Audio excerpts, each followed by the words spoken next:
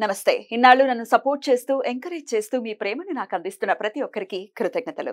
అలాగే ఈ వీడియో కూడా ఖచ్చితంగా మీకు ఉపయోగపడుతుంది. లైక్, షేర్ అండ్ సబ్స్క్రైబ్ చేసి మీ సపోర్ట్‌ని నాకు అందించండి. అలాగే ఈ వీడియో పట్ల మీకున్న అభిప్రాయాన్ని కామెంట్ సెక్షన్‌లో కామెంట్ చేసి తెలియజేయండి.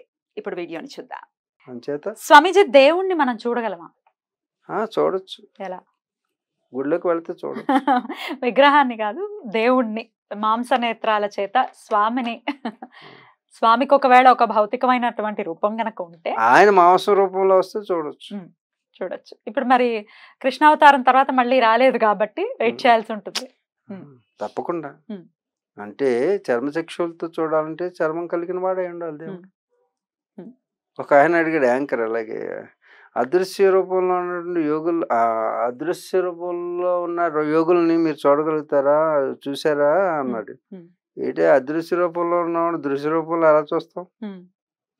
నేను అదృశ్యం అయితే చూడాలి. మీకు ఆ శక్తి ఉంటే అవును చూడాలి. భూతాల ప్రేతాలను చూడాలంటే నువ్వు భూత ప్రేత పిశాచం అవ్వాలి. లేకపోతే ఆ భూత ప్రేత పిశాచం మీ అమ్మ శరీరంలో మీ చెల్లి శరీరంలోకి రావాలి. అప్పుడు ఆ భూతం కనపడదు, మీ చెల్లె కనపడుతుంది భూతంలాగా. అంతేగాని దీనికి దానికి ఇవన్నీ కూడా పుట్టిన అజ్ఞానంతో. ఇప్పుడు చదువుకున్న అజ్ఞానులే ఎక్కువ మూఢనమ్మకాలకు గురవుతున్నారు. కనీసం వాడికి వాడు ప్రశ్నించుకునేటటువంటి బుద్ధి కూడా కోల్పోయాడు, వివేకం కోల్పోయారు మనుషులు. దెయ్యం పట్టిందని నమ్మేడు. డాక్టర్లు నాకు ఫోన్ చేశారు, ఈ అమ్మాయికి దెయ్యం పట్టింది గురుగారు, మీరు తప్పితే ఈ హాస్పిటల్లో ఎవరో వదిలించలేదు. పెద్ద పేరు మోసిన హాస్పిటల్ విశాఖపట్నంలో. మంచాలు విసిరేస్తుంది హాస్పిటల్ నుంచి. చిన్నపిల్ల ఇంత బక్కగా స్కెలిటన్ లా ఉంది. ఏంటి ప్రభుజీ, ఏంటి స్వామీజీ ఆ కండిషన్? ఇలా అంటే విసిరేస్తుంది మంచాలు. ఇలా అంటే మొత్తం అందరు పారిపోతున్నారు, అంత బలం వచ్చేస్తుంది. అంటే సోల్ ఏమీ లేదమ్మా. మీరు ఒకటి చూసుకోండి, మీ ఇల్లు 4 రోజులు ఖాళీగా ఉంచారనుకో, పేకాట ఆడేవాళ్ళు తాగుబోతులు వచ్చి మీ ఇంట్లో కూర్చుంటారు. మిమ్మల్ని ఇసిరేకి ఏం చేస్తారు? వాళ్ళకి బలం పెరిగిపోదు. అలాగే శరీరం ఎప్పుడు కూడా, శరీరం అనేది ఒక ఇల్లు, ఒళ్ళు ఇల్లు ఒకటే.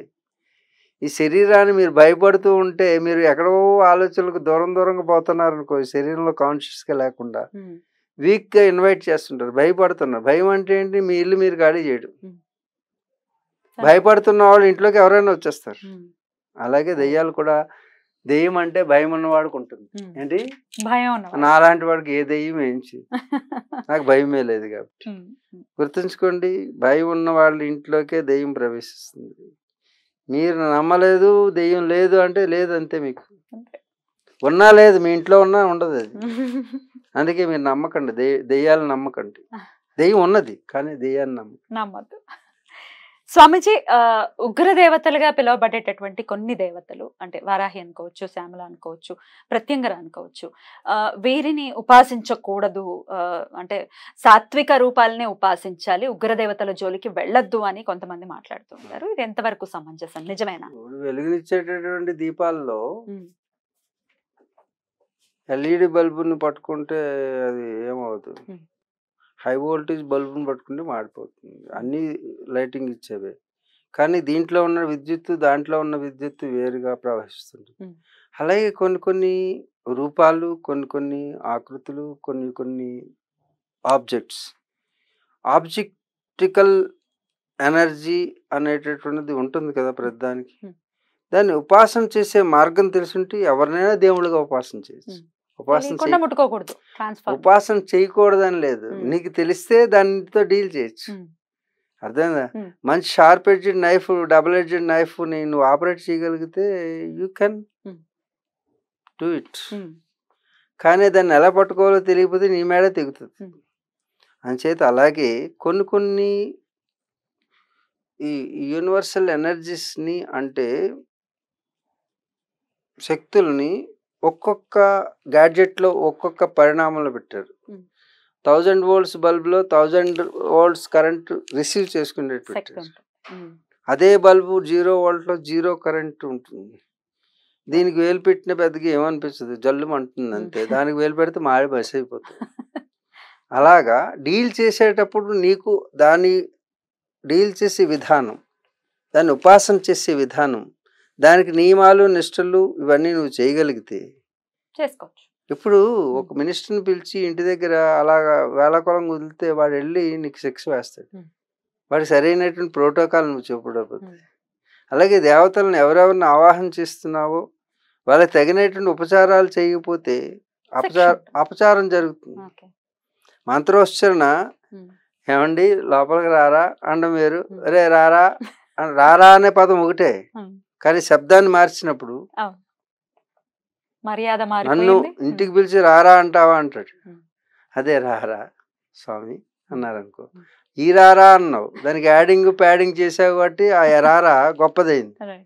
అలాగే దేవతలను ఉచ్చరణ చేసేటప్పుడు పద విన్యాసం చేసేటప్పుడు అనుదాత ఉదాత స్వరితాల ద్వారా మంత్రోపాసన చేయకుండా తద్వారా వచ్చేటటువంటి శబ్ద తరంగాలని సరిగా ఆవాహన చేయకపోతే అర్థం మారిపోతుంది. ఫలితం కూడా మారుతుంది. ఫలితం ఏంటి? వినాశనానికి దారితీస్తుంది. మామూలుగా మీరు మాట్లాడేటప్పుడే ఎవరినైనా ఏంటి రా అంటావా అంటాడు. రారా అన్నాను స్వామి, మీరు రారా అన్నానంటే రారా అంటావా మళ్ళా అంటాడు. అమ్మ అంటావు, నేను నీకు అమ్మనా అంటాడు. కాబట్టి మామూలు శబ్దాలకి అర్థం వ్యక్తిని బట్టి దోషంగా పరిణామం చెందుతూ తద్వారా విపత్తులకి కారణమవుతుంది. మరి ఒక దైవీ అనుగ్రహం పొందడానికి శక్తుల్ని ఆవాహన చేసేటప్పుడు కూడా దోషం ఉంటుంది. అందు గురించి ఆ స్థాయిలో నువ్వు చేయలేవు కాబట్టి వాటిని చేయకూడదు అన్నారు. అద్భుతం సార్. కుండలిని శక్తి జాగృతం అనేది చెప్తూ ఉంటారు సర్వసాధారణంగా. ఒక్కొక్క చక్రాన్ని దాటుకుంటూ కూడా సహస్రారానికి వెళ్ళేటటువంటి ప్రక్రియ మోక్షానికి దారితీస్తుంది అనేది కూడా వింటూ ఉంటాం. ఏంటి అసలు ఈ కుండలిని శక్తి జాగృతం అని అంటే?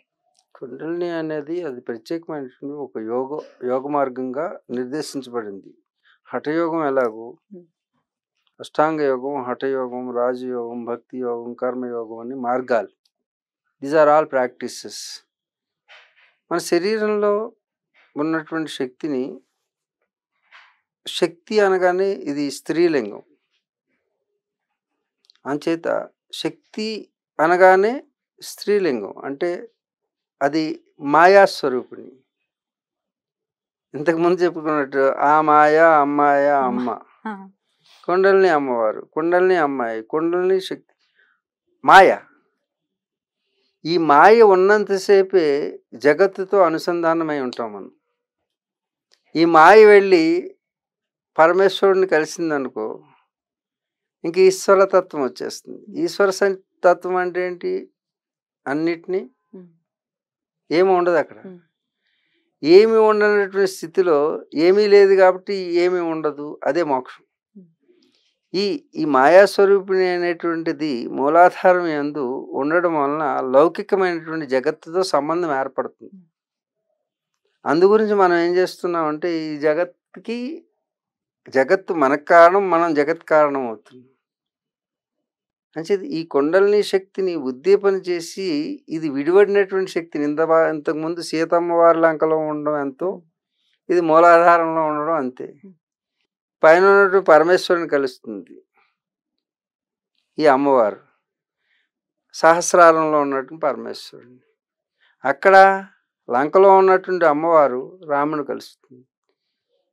ఇవన్నీ కథల్లోనూ ఈ రహస్యాలను పెట్టారు. అవి కథల రూపంలో వాటికి వచ్చేటటువంటి సంకేతాలని సాంకేతిక రూపంలో, కథా రూపంలో మనకు మలిచి ఈ కుండలిని అన్ని కథల్లోనూ పెట్టారు. ఏ చూసినా అనగనగనగా ఒక రాజు, ఆ రాజుకి 7 కొడుకులు, ఆ 7 వేటకు వెళ్ళారు. వేటకు వెళ్ళి చేపలు తెచ్చారట. ఇంటికి రాజు కొడుకులు చేపలు 7 చేపలు తెచ్చారు. ఎవడు అడగడు, చేపలు తెచ్చారు. చేపలు ఎండలేదు, ఎండకపోతే ఎందుకు ఎండలేదు? ఈ కథ ఉంది కదా. ఇది కూడా కుండలిని, ఇది కూడా రాజయోగమే. కానీ వాటి అర్థాలు చెబితే, రహస్యాలు చెబితే అర్థమవుతుంది. కాబట్టి వీటి అనుకున్నటువంటి రహస్యాలని టీవీల ముందు మేము రివీల్ చేయం. కానీ ఒకటి మాత్రం ఈ సాధకులందరూ గుర్తుంచుకోవాల్సింది, ముఖ్యంగా కుండలిని అని పేరు చెప్పుది ఎవరైనా బయటకు వచ్చి సాధన చెప్తున్నారంటే ఇది ఎట్టి పరిస్థితుల్లోనూ మీరు స్వీకరించవద్దు. నా అనుభవం ప్రకారం, మిగతా పెద్ద పెద్ద గురువులు ఉంటే మాకు తెలియదు, కానీ సాధ్యమైనంత వాటి కుండలిని అనేది ఒక అద్భుతమైనటువంటి మహాశక్తి. కుండలిని ఇప్పుడు మామూలు విద్యుత్తుని మీరు డీల్ చేయాలంటే అంటే దాంతో మీరు డీల్ అంటే ఏంటి? అదే దాన్ని దాన్ని యూజ్ చేయాలన్నా ఆ, లేకపోతే దాన్ని దాన్ని ఉపయోగించుకోవాలనుకున్నా మీరేం చేయాలి? మినిమం గ్లౌజెస్ ఇవి దాన్ని వేసుకుని తీసుకోవాల్సిన జాగ్రత్తలు ప్రొటెక్షన్ తీసుకోవాలి. అదే మామూలు కరెంట్ అంటే విద్యుత్తుని ఉపయోగిస్తేనే మీరు దానికి ఆ విద్యుత్ ప్రవాహం వెళ్ళేటప్పుడు స్లీవ్స్ వేసి ఏ విధంగా అయితే రక్షణ చేస్తారో లేకపోతే ఆ ఇల్లు అంతా షాక్ కొడుతుంది. మరి ఒక కొండల్ని అంటే ఏమనుకుంటున్నారు? విద్యుత్ కంటే అది ఏమైనా తక్కువది అనుకుంటున్నారా? కొండల్ని శక్తి ఒక గ్యాస్ సిలిండర్లో గ్యాస్ పెట్టాలంటే 2 లేయర్స్ దానికి పెట్టి రెగ్యులేటర్ సిస్టమ్ పెడతారు. రెగ్యులేటరింగ్ ఉంటుంది. How can you regulate the కొండల్ని? గ్యాస్ని రెగ్యులేట్ చేయడానికి ఇంత వ్యవస్థ, దానికి ఒక వాసన, రంగు ఇవన్నీ పెట్టేశారు. కానీ ఈ సృష్టిలో ఎన్ని శక్తులైతే ఉన్నాయో అన్ని శక్తుల కంటే కోటాను కోట్ల రెట్లు శక్తివంతమైనది కుండలిని. జాగృతం ఒక సాధ్యం. అణుబాంబును తయారు చేయడానికి ఒక అణు రియాక్టర్ని తయారు చేయాలంటే 5 లేయర్స్ ఆఫ్ దాని కంటైనర్ తయారు చేస్తారు. 5 లేయర్స్ ఒక చిన్న అణువుని మండించడానికి. అర్థమైందా? Atom reactor. ఆ రియాక్టర్కి సేఫ్టీ అండ్ సెక్యూరిటీ చూస్తారు. దానికి ఇన్లెట్స్, అవుట్లెట్స్. ఇన్లెట్ ద్వారా కూలింగ్ వాటర్ వెళ్తుంది, అవుట్లెట్ ద్వారా హీట్ వాటర్ వస్తుంది. అంటే ఎప్పుడు బర్న్ అయ్యేటటువంటి ఒక శక్తి ఉంటుంది. కొండల్ని కూడా అలాంటిది. దాన్ని ఉద్దీపన చేసామంటే లోపల 5 లేయర్స్ అనేటువంటి బాడీని ఫిజికల్గా అంటే శారీరక స్థితి బాగుండాలి. అర్థమైందా? నీ ప్రాణిక స్థితి బాగుండాలి, నాడీ మండల వ్యవస్థ బాగుండాలి. అలాగే ఇన్లెట్ ప్రాణం లోపలికి వెళ్ళేటటువంటిది, బయటకు వచ్చే అపానాన్ని పంపించి ఎప్పుడైనా సరే లోపల సాధనలో ఓవర్ హీట్ ఏర్పడి ఒక్కోసారి ఇక్కడ కొట్టేసి నిద్రపోనివ్వదు, లాగేస్తూ ఉంటుంది. ఒక్కోసారి నడుము నొప్పి వచ్చేస్తుంటుంది, ఒక్కోసారి చేతులు పడిపోతాయి. ఇవన్నీ నా దగ్గరికి అనేక కేసులు వస్తుంటాయి. కాబట్టి మళ్ళా వెళ్ళినటువంటి పవర్ ఛానలైజ్ చేసి సరిగ్గా దాని స్థానంలో పంపించడం అనేటువంటిది ఎప్పుడైతే కొండలిని శక్తి ఎప్పుడైతే మూలాధారం దాటిందో పృథ్వీ మీద ఆధిపత్యం వచ్చేస్తుంది మనకి. అంటే లావిటేషన్ వస్తుంది. వీళ్ళు చెప్పినట్టు ఈ కబుర్లు కాదు, భూమి మీద ఆధిపత్యం వస్తుంది. అంటే పృథ్వీ నుంచి లెగిసి లావిటేషన్ జరుగుతుంది, యాంటీ గ్రావిటేషన్ వస్తుంది. ఇవన్నీ మా అనుభవపూర్వకంగా చెప్పేవి, ఏ కథలు చూసి చెప్పేవి కాదు. అది ఎవరికి వారు సాధన చేసుకోవటమేనా? ఉద్ధరేత్ ఆత్మానాముద్ధరేత్. నేను సాధన చేస్తే నీకు రాదు, నేను అన్నం తింటే నీకు ఆకలి తీరదు. కొండల్ని అంటే కొండలో పోసిన నీరు కాదు. కొండలో పోసిన నీరే కొండ సరిగ్గా లేకపోతే పగలగొట్టుకుని బయటకు వస్తుంది.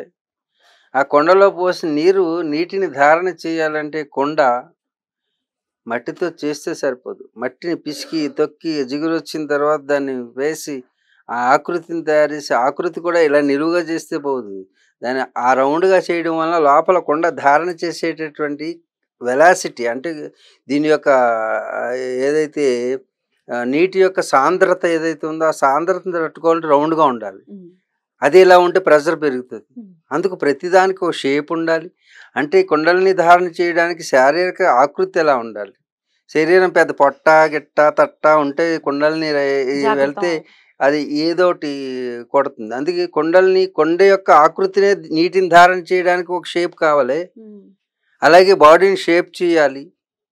అర్థమైంది? ముందు కుండలిని ధారణకు సంబంధించినటువంటి శారీరాకృతి రావాలి. ఎలా ఉండాలి శరీరాకృతి? అవన్నీ గురువు దగ్గర తెలుసుకోవాలి. ఈ పబ్లిక్లో చెప్తే రేపు పొద్దున్న వెళ్ళి ఆ పని చేస్తాడు గురువు లేకుండా. చేయిస్తాం వలన దానివల్ల అనర్థం వస్తుంది నేను చెప్తే. అదే టీవీలు చూసి మీ టీవీలు చూసి నేర్చుకునేటట్టుంటే ఇంక మేమెందుకు? అంటే మనుషులు అక్కర్లా, టీవీలు చూసే పెళ్ళిళ్ళు చేసుకుని టీవీలు చూసుకుని ఏమవుతున్నాయి చూస్తున్నారు కదా. అందుకని టీవీలు చూస్తే సరిపోదు, టీవీగా ఉండాలి. కాబట్టి సాధన ఎప్పుడు కూడా మేము బహిర్గతం చేయము. సాధన రహస్యం అది. ఎవరు టీవీలో సాధన చెప్పినా ఆ టీవీ సాధనే అవుతుంది. అందుకే నేను చెప్పాను యూట్యూబ్ని నీ గొట్టం అన్నాను. ఏమన్నా నీ గొట్టం అంటే యూ అంటే నీవు, గొట్టం నీ గొట్టం నీ ఇష్టం. ఉమ్. కాబట్టి యూట్యూబ్లో సాధన సాగదు, ఉమ్. ఆన్లైన్లో సాధనలు ఉండవు. సాధన అనేది గురువు ముఖత మాత్రమే చేసేది. కాబట్టి సాధనలు ఏవి కూడా టీవీలో చెప్పబడవు. ఒకవేళ చెప్పినా అవి తాత్కాలికమైనటువంటి ఏవో ప్రయోజనాలు ఇస్తుంది, కానీ దాని ద్వారా ఉపయోగం ఉండదు. కాబట్టి కొండలో నీళ్లు ధారణ చేయడానికి కొండ షేప్ మారినట్టే శరీరం అనేది ఒక ఆకృతి తయారు చేయాలి. ఆకృతి ద్వారా ముందు ఆకృతికి సమయం పడుతుంది. అప్పుడు 5 layers అంటే అన్నమయ, ప్రాణమయ, మనోమయ, విజ్ఞానమయ, ఆనంద కోశములని సంచులన్నీ కూడా పర్ఫెక్ట్ చేసుకోవాలి. ఎందుకంటే దాంట్లో శక్తిని పెడుతున్నాం. ఆ ప్యాకింగ్స్ అన్నీ కూడా 5 పంచకోశాలను సరి చేసుకోవాలి. దాంట్లో ధారణ అనేది గురువు యొక్క ప్రవేశపెడతాడు. ఎంతెంత స్థాయిలో దాన్ని రైస్ చేయాలి, ఎక్కడ కంట్రోల్ చేయాలి, దానికి ట్యాగింగ్ చేస్తుంటాడు. తద్వారా గురువు ఉన్నప్పుడు మాత్రమే అది సాధ్యమవుతుంది. లేకపోతే అది కంట్రోల్లో లేకుండా ఒక్కసారి నువ్వు కాదు కారు ఎక్కించి ఇది ఎక్సలేటరు, ఇది బ్రేకు అని చెప్పి ఇది చక్రం తిప్పితే వెళ్ళిపోతుంది అనగానే నువ్వు ఎక్కి ఎక్సలేటర్ గట్టిగా తొక్కిసావు అనుకో, బ్రేకు ఎక్సలేటర్ ఒకటే అనుకుంటావు, వెళ్ళి గుద్దేసి ఇంకా జీవితం ఉండదు. అందుచేత రెండు ఒకలానే ఉంటాయి. అలాగే అధోగతి ఊర్ధ్వగతి ఒకలానే ఉంటుంది సాధనలో. ఏది అధోగతికి వెళ్తున్నామో ఊర్ధ్వగతికి వెళ్తున్నామో తెలియదు. ఒక్కోసారి జ్వరం వస్తుంది, భయం వస్తుంది, ఇవన్నీ వస్తుంటాయి. ఏది ఎందుకు వచ్చింది అనేది తెలిసి ఐడెంటిఫై చేసి అనుభవజ్ఞుడైనటువంటి గురువు ఉండాలి. గురువు లేకుండా కుండలిని సాధన అనేది సాధ్యం కాదు. ఇది ఎవరు చెప్పినా ఇది ప్రమాదకరమైనదే, ప్రమోదకరమైనది కాదు. కాబట్టి శరీర ఆకృతిని, పంచకోశాలని ముందు దానికి సంసిద్ధత చేయాలి. దానికి సమయత్తమైనటువంటి సాధనలు ఉంటాయి. ఆ సాధనల తర్వాత కుండలిని అనేటటువంటిది జాగృతం చేయడానికి సాధన చేయాలి. తద్వారా అలా చెయ్యని నాడు ఈ శరీరం ఎక్కడో చోట లీక్ అయ్యి ఈ యొక్క నిద్ర లేకుండా చేసేస్తాయి, లంగ్స్ కొట్టేసి లంగ్స్ పాడైపోతాయి, లేకపోతే కాలేయం చెడిపోతుంది, అన్నం అరగదు. వీడు అనుకుంటాడు నాకు ఆకలి ఇట్లేదు అనుకుంటాడు, అరుగుదల పోయింది. నాకు నిద్ర రావట్లేదు అనుకుంటాడు, నిద్ర రావట్లేదంటే వీడికి ఒక రోగం వచ్చేసింది. ఇలా రోగాలు వచ్చి ఆ లక్షణాలు ఈ యోగ లక్షణాలు రోగ లక్షణాలు ఒకలాగానే ఉంటాయి. ఎవరు ఐడెంటిఫై చేస్తారు? తర్వాత చావుకు దగ్గర అయిపోతుంటారు, భార్య పిల్లలకు దూరం అయిపోతుంటారు, సంసారానికి పని చేయకుండా పోతుంటారు. ఆడవాళ్ళు అయితే భర్త దగ్గరికి వెళ్లకుండా ఏదో పిచ్చి పిచ్చి మాటలు మాట్లాడతారు. మగవాళ్ళు ఈ సాధన చేస్తే ఈ నీకు పశుతుల్యంగా ఉన్నావు, నువ్వు దూరంగా ఉండు అంటారు. ఇవన్నీ కూడా ఒక పిచ్చి. ఈ పిచ్చి పనులు చేస్తారు. ఈ పిచ్చి తగ్గాలి. ఎందుకంటే కుండలిని అనేది ప్రపంచవ్యాప్తంగా ఈరోజు ప్రతి ఒక్కరూ దాన్ని అమ్ముకుంటున్నారు కుండలిని పేరుతో. ఎందుకు ఏం కావాల్సి వస్తుందో నాకు అర్థం కావట్లేదు. ఒక గ్యాస్ని ధారణ చేయడానికి సిలిండర్ని అన్ని సేఫ్టీ అండ్ సెక్యూరిటీ తీసుకుంటున్నారు. అలాగే ఒక విద్యుత్తుని ప్రవాహం చేయాలంటే అనేక రకాల స్లీవ్లు వేసి దాన్ని ప్రయోగిస్తున్నారు. అలాగే ఒక అణు రియాక్టర్ని తయారు చేయాలంటే 5 layers రియాక్టర్ని తయారు చేస్తున్నారు. Regulating system and safety and security ఉంటుంది. ఒక కొండలో నీళ్లు తీయాలంటే కొండని తయారు చేసి పిసికి తయారు చేసి మట్టిని సరిగ్గా పాళ్ళలో వేసి తర్వాత అది కొండగా చేసి కొండని అలా నీళ్లు కొండ తయారైందని ఎండలో పెట్టి ఎండించి దాన్ని మూత వేసి కాల్చి తర్వాత ఈ శరీరాన్ని కూడా అన్ని ప్రాసెస్ చేయాలి. దీన్ని కాల్చాలి, ప్రాణాయామంతో కాల్చాలి. ఇప్పుడు ఆల్రెడీ సగం సగం తెలియక వెళ్ళిపోయి చాలా శరీరాన్ని ఆసనాల ద్వారా సంసిద్ధత చేయాలి. ప్రాణాన్ని ప్రాణకోశాన్ని తయారు చేయాలి, మనోకోశాన్ని తయారు చేయాలి, బుద్ధి కోసం అంటే జ్ఞానమయ కోసం తయారు చేయాలి, జ్ఞానమయ కోసం విజ్ఞానమయ కోసం చేయాలి. ఎందుకంటే చెక్ చేయడానికి ఇది రైట్ మార్గంలో వెళ్తుందా లేదా అన్నట్టు వివేకం కావాలి. ఇవన్నిటినీ తెలుసుకున్న తర్వాత పంచకోశాల నిర్మాణం అయిన తర్వాతే 5 layers ఆఫ్ రియాక్టర్ని ఎలా తయారు చేసాము. అలాగే ఇన్లెట్ అవుట్లెట్ అంటే నాడీ మండలంలోకి శక్తిని చల్లబరచడానికి ఎలాగ నాడులను ఉపయోగించాలి, అలాగే వేడిని ఉష్ణం తయారైనప్పుడు దాన్ని ఎలాగ రెగ్యులేట్ చేయాలి అనేటువంటి రెగ్యులేటింగ్ సిస్టమ్ ఇదంతా కూడా ఉన్నవాడికి మాత్రమే కుండలిని. ఇట్లా ఆల్రెడీ సగం సగం ఏమి తెలిసి తెలియక చేసిన వాళ్ళని మీరు హెల్ప్ చేస్తారా? ఆల్రెడీ ఎన్నో ఫ్యామిలీలు అయిపోతే మరి మిమ్మల్ని మీకు నో కాంటాక్ట్ నో చేయాలి నో కాంటాక్ట్స్. ఎలా వాడి మరి కర్మ. మిమ్మల్ని తెలుసుకోవటం? మేము దొరకం, ఉండం కదా. ఎప్పుడో ఎప్పుడో వస్తుంటాం, ఎప్పుడో వెళ్తుంటాం. అదృష్టం మీద ఆధారపడి దయచేసి సాధన ఆపండి. సాధన ఆపితే అట్లీస్ట్ సాధన ముందు ఆపండి. ముందు సాధన ఆపి మీరు ప్రశాంతంగా ఉండడం నేర్చుకోండి. ఇంతకు మించి సాధనలు గురుముఖతః చేయండి. వేరే వాళ్ళు ఎప్పుడు కూడా సాధనలు కుండలిని అనేది మీకు అది ఎంత ప్రమాదకరమో ఒకసారి ఆలోచించండి. మామూలు కుండలో నీళ్లు ధారణ చేయడానికి ఇంత ప్రాసెస్ ఉంటే కుండలిని ధారణ చేయడానికి అంత ప్రాసెస్ చాలా పెద్ద ఉంటుంది. ప్రాసెస్ ఉంటుంది. కాబట్టి ఒకవేళ తెలియక కాదు, గ్రంథాలను చదవండి, తిరిగేయండి. ఎవరైనా కుండలిని సాధకులు ఉన్నారా అని సెర్చ్ చేయండి. మీకు చరిత్రలో కుండలిని సాధకులు ఎవరైనా ఉన్నారంటే కుండలిని సాధన చేసిన వాళ్ళు అతి తక్కువ మంది ఉంటారు. దాంట్లో మనకు దగ్గరలో ఉన్నవారు మన తెలుగువారైనటువంటి వారు, తెలుగువారిగా పుట్టినటువంటి వీరబ్రహ్మేంద్ర స్వామి. అక్కడికి వెళ్ళి మేము రీసెర్చ్ చేసాం, మా వాళ్ళని అడగండి. ఆయనకి ఎన్ని సంవత్సరాలు పట్టిందండి? 27 సంవత్సరాలు పట్టింది ఆయనకి కుండలిని గురించి పూర్తిగా ప్రబోధం, కుండలిని శక్తి నాడు. మరి వాళ్ళకంటే వీరబ్రహ్మేంద్ర స్వామి వారి కంటే మీరు అందరూ గొప్పవాళ్ళు అయితే మీరు సాధన చేయండి. ఇప్పుడున్నటువంటి స్వాములందరూ గొప్పవాళ్ళు అయితే వాళ్ళు చెప్పింది వినండి. నేను ఎవరికి సర్టిఫై చేయట్లేదు, ఎవరు కాదని చెప్పట్లేదు, అవునని చెప్పట్లేదు. మీరు నిర్ణయించుకోండి మీ వివేకంతో. ఇది కుండలిని అనేది అణుబాంబు కంటే ప్రమాదకరమైనటువంటి శక్తి. ఎవరికి దాన్ని కంట్రోల్ చేయలేకపోతే, కంట్రోల్ చేస్తే దానికంటే ప్రమాదకరమైన శక్తి ఇంకోటి లేదు మోక్షానికి. కాబట్టి కుండలిని అనేటువంటిది ఒక ప్రత్యేకమైనటువంటి ఒక శాస్త్రం. ఆ శాస్త్రాన్ని అధ్యయనం చేసి తద్వారా యోగ్యులైనటువంటి గురువుల్ని సమాశ్రయం చేసి. అర్థమైందా? అద్భుతం స్వామీజీ, చాలా విషయాలు తెలియజేశారు. చెప్పండి.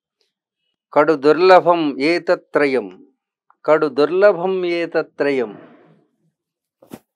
దైవానుగ్రహ హేతుకం. దైవుడి యొక్క అనుగ్రహం లేనిదే ఏతత్రయం, ఈ 3 విషయాలు ఎవరూ పొందలేరు. ఏమిటా 3 అంటే మనుష్యత్వం, ముముక్షత్వం, మహాపురుష సంశ్రయ సమాశ్రయ. అంటే 1 మానవ జన్మ లభించటం, దుర్లభం ఏతత్రయం దేవానుగ్రహ హేతుకం. దేవుడి యొక్క అనుగ్రహం లేనిదే 3 పొందలేరు ఎవరు. ఆ 3 ఏంటంటే మనుష్యత్వం, మనిషిగా పుట్టడం అంటే మానవ జన్మ. రెండవది ముముక్షత్వం, ఆ విడుదల పొందాలి, మోక్షాన్ని పొందాలి అనే ఆలోచన కలగడమే కాదు, పురుష సమాశ్రయ, ఆ సద్గురువుని దొరకడం. ఆ సద్గురువుని ఆశ్రయించి మనం రమ్మంటాడో వద్దంటాడో ఏమో, పట్టుకుని వదలకుండా పట్టుకుని ఉండడం. ఈ 3 ఎవరికైతే లభిస్తాయో వారే ఆ కుండలిని అనుగ్రహాన్ని పొందగలుగుతారు. సర్వం దైవార్పణమస్తు. ఓం శాంతి శాంతి శాంతి. హరి ఓం తత్సత్. మీ సమయాన్ని ఇచ్చినందుకు చాలా చాలా కృతజ్ఞతలు స్వామీజీ. చాలా సంతోషంగా అనిపిస్తోంది. ఈసారి కూడా ఎప్పుడైనా ఇటువైపు వస్తే మమ్మల్ని అనుగ్రహించాల్సిందిగా ప్రార్థన. అస్తు. శుభమస్తు. నమస్కారం స్వామీజీ.